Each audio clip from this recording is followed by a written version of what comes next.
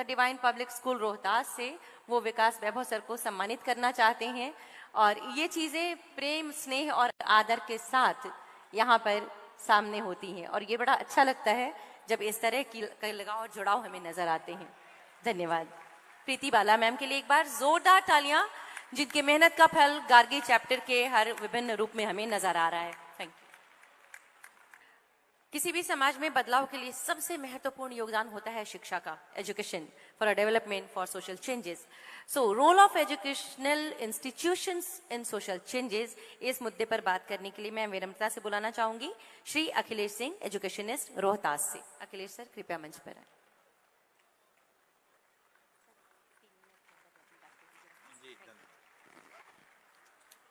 भारत माता की मंच पर आसीन बिहार को नई दिशा देने वाले परम आदरणीय विकास वैभव सर, मंचासीन हम सबके अभिभावक, रोहतास जिले से आए परम आदरणीय पूर्व एमपी गोपाल नारायण सिंह जी, सम्मानित मंच एवं पूरे बिहार से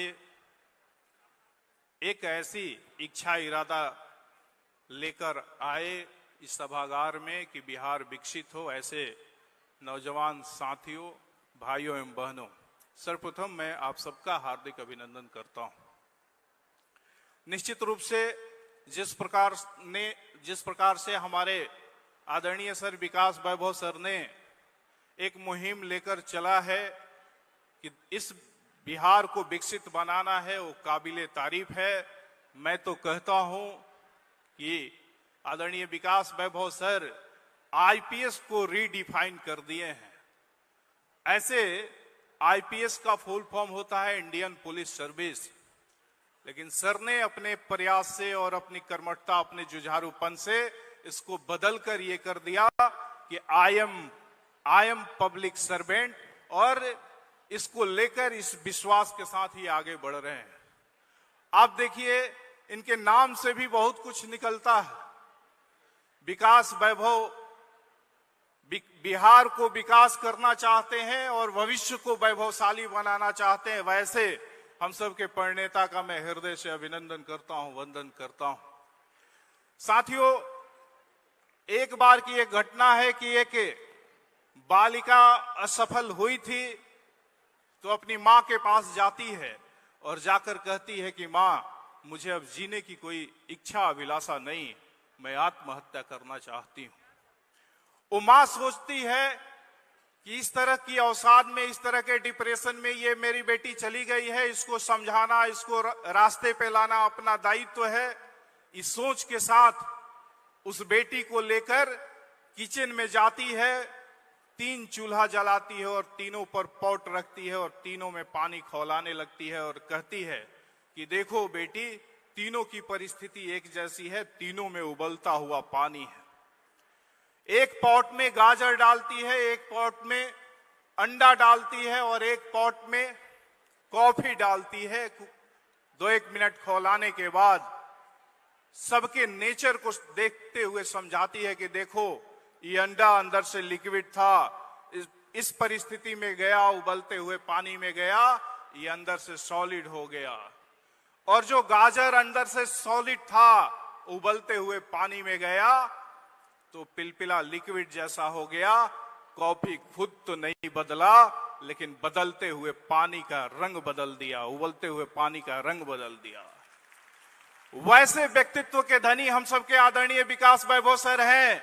जो हालात बिहार का है उसमें बहुत सारे लोग बिहार से पलायन करने के लिए विवश हैं। एक अच्छी नौकरी को लेकर विदेशों में जाकर अपना पैर जमा लेते हैं, लेकिन कॉफी की तरह आदरणीय विकास वैभव सर खुद को नहीं बदले, बल्कि बदलते हुए बिहार के परिदृश्य को बदलने का जो संकल्प लिए हैं, तो वैसे अवसर पे इस नाते भी मैं इनका अभिनंदन करता हूं। और जो सामाजिक चेतना इनके नेतृत्व में चल रहा है, निश्चित रूप से मैं कह सकता हूं कि आने वाले समय में बिहार का परिदृश्य जरूर ही बदलेगा। राजनीतिक दृष्टि पे भी अगर कुछ नजर डाला जाए तो 3 सी में हमारा बिहार उलझा पड़ा है। Caste, crime, cash. और हम सब बिहार वासी के पास अगर ये तीनों सी को ट्रांसफॉर्म करने की क्षमता पे अगर हम लोग ध्यान दें तो हम सब के अंदर करेज भी है, कॉन्फिडेंस भी है और कोऑपरेशन अगर जोड़ दें तो आने वाले समय में निश्चित रूप से बिहार का परिदृश्य बदल जाएगा। साथियों, जिस पवित्र मुहिम को लेकर चले हैं उसमें इनका सबसे बड़ा मुहिम है कि आइए हम दिल से दिल को जोड़ें, जातिवाद का जो जहर समाज में व्याप्त है उसको जड़मूल से समाप्त करें। इस पे आप सबका 1 मिनट में ध्यान चाहता हूं। हम सबकी मूल आवश्यकता है रोटी, कपड़ा, मकान। हृदय पे हाथ रखकर विचार करिएगा कि क्या आपकी जो रोजी रोटी चलती है, और पूरा संकल्पित हो जाइए कि अपने ही जात से चले, तो मैं समझता हूं कि आपकी रोजी रोटी चलने वाली नहीं है। अगर ऐसा ही संकल्प आप मकान के लिए ले लें कि अपने ही जात का मिस्त्री होगा, अपने ही जात का मजदूर होगा, वैसा ही मकान बनेगा, उसी मकान में रहेंगे, तो मैं समझता हूं कि आपको मकान भी नसीब नहीं होगा। और रही बात कपड़ा की, अगर ऐसे ही डेडिकेटेड हो गए कि अपने ही जात का लोग कपड़ा बुनेंगे और अपने ही जात का लोग सिलाई करेंगे तब कपड़ा पहनेंगे, तो मैं समझता हूं कि आप कपड़ा से भी वंचित रह जाएंगे। और इसमें 2 आवश्यकता और आती है, शिक्षा और चिकित्सा। अगर आपने तय कर लिया कि अपने ही जात के गुरु से शिक्षा लेनी है और अपने ही जात के डॉक्टर से अपना इलाज कराना है तो भी संभव नहीं है, तब फिर मैं आप सबसे पूछता हूं, ये सब कुछ संभव नहीं है जातिवाद के राह पे चलने